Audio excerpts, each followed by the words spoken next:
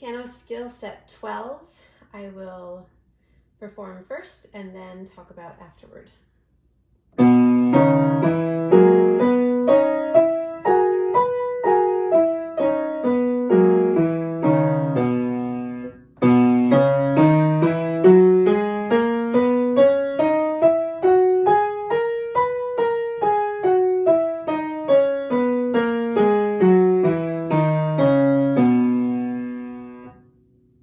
Now D flat.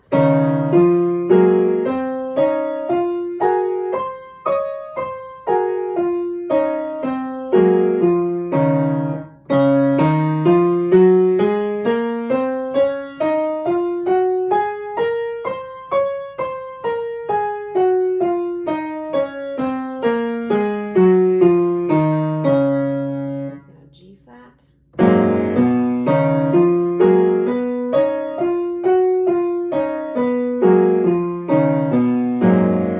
You can also play, instead of just the G flat at the top, you can end with the full triplet.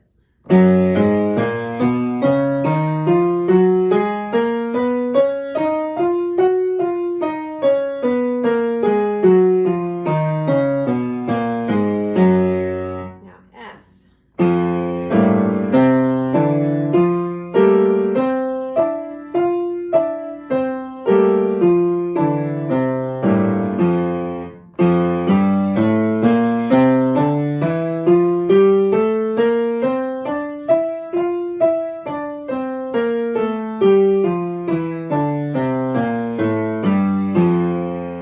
So those are the scales in skill set 12. I'll do the other items in that set in separate videos so that it's easier to rewatch these and practice with them.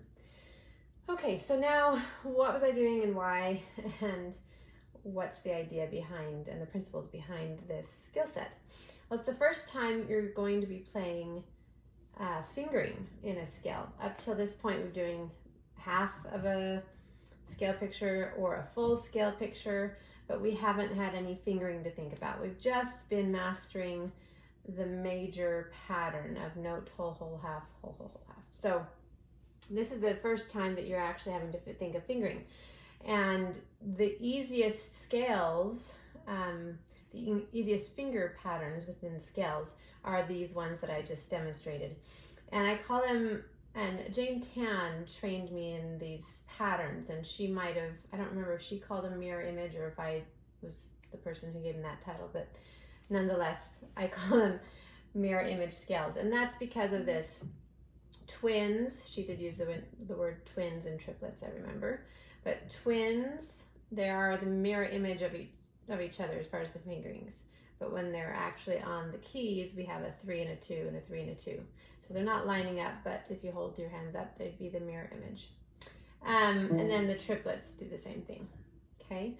So you have a note with a thumb or a 4 in the case of B major, and then the twins, and then the thumbs line up on E, and then the triplets, and then you do it again. Thumbs, twins, thumbs, triplets, and then you go down. So you practice it blocked like that to cement that fingering pattern in your brain. And then when you play the individual notes, notice I'm still exaggerating, not maybe quite as much, I'm going a little faster, but I'm exaggerating the lift, and I'm playing very loud and strong.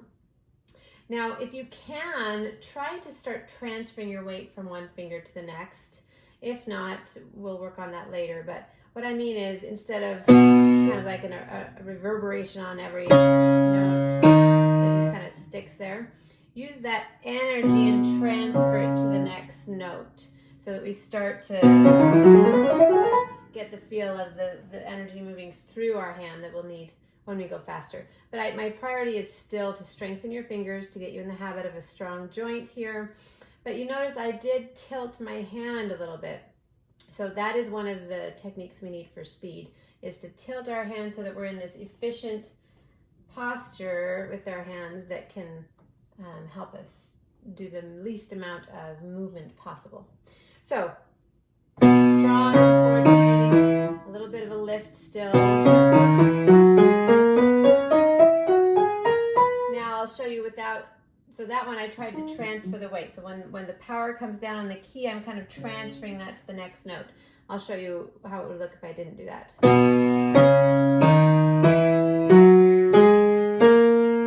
there we're just kind of stomping on the ground instead of starting to run, or whatever analogy, cartwheel or something. Okay, then the next scales have the same idea, so I won't go through those individually. Those principles remain. So those are the mirror image